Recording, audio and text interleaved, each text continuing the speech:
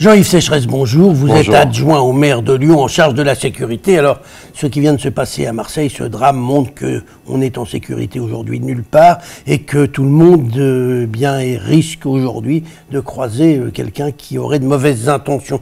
Dans 2 mois, des centaines de milliers de personnes vont descendre dans les rues pour la fête des Lumières. Je voulais savoir quelles mesures spéciales vous allez prendre cette année pour assurer un maximum de sécurité à tous ceux qui viendront à Lyon.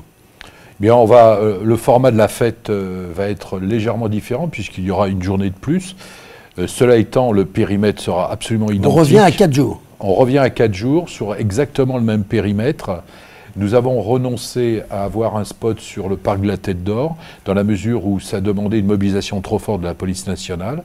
Et ce sera le périmètre, on va dire, de la presqu'île, plus on traite en ERP le théâtre antique de Fourvière, et on aura une toute petite montée sur la montée de la Croix-Rousse, de manière à pouvoir présenter les productions qui avaient été sélectionnées il y a déjà 4 ans quand même. Il est quand même temps de les montrer au public. Donc on avait la fois passée environ 1300 policiers, ce qui était énorme. Hein. Je vois d'ailleurs le préfet aujourd'hui. Policiers nationaux ou policiers nationaux et municipaux?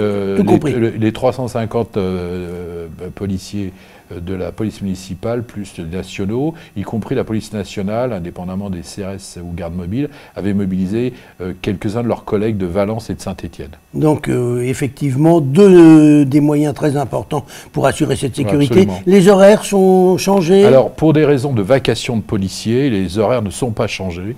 Nous aurions souhaité, de manière à pouvoir mieux accueillir les familles, commencer à 18h30. Souvent, les familles viennent de 18h30 à 20h. Malheureusement, ça demande des moyens financiers que la police nationale n'a pas. Donc on commencera à 19h30? 20h. 20h. Dites-moi, Jean-Yves Sécheresse, on devrait sortir de l'état d'urgence à la fin du mois. Qu'est-ce que ça va changer pour le commun des mortels? Le commun des mortels, je ne sais pas. En tout cas, pour nous, pas grand-chose, si ce n'est que la police nationale aura quelques moyens, la justice quelques moyens qui étaient uniquement inscrits dans la logique qui était issue du Bataclan, hein, il faut dire les choses telles qu'elles sont, qui vont être intégrées dans la loi, notamment un certain nombre de perquisitions administratives, des choses comme ça.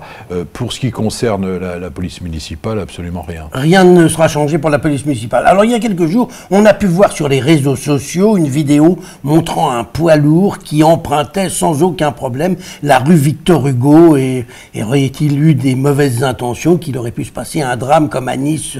Les Niçois ont connu. Quelles mesures vous pouvez prendre pour éviter ça? Et comment ça se fait qu'on puisse aller avec n'importe quel poids lourd rue Victor Hugo? Je crois que ce n'est pas rue Victor Hugo, c'est rue de Brest moi j'ai vu rue Victor Hugo. Ah bon, bah oui. Il y a peut-être eu les deux. Enfin, c'est un animal politique peu reluisant qui a été l'auteur de ça. Oui, mais...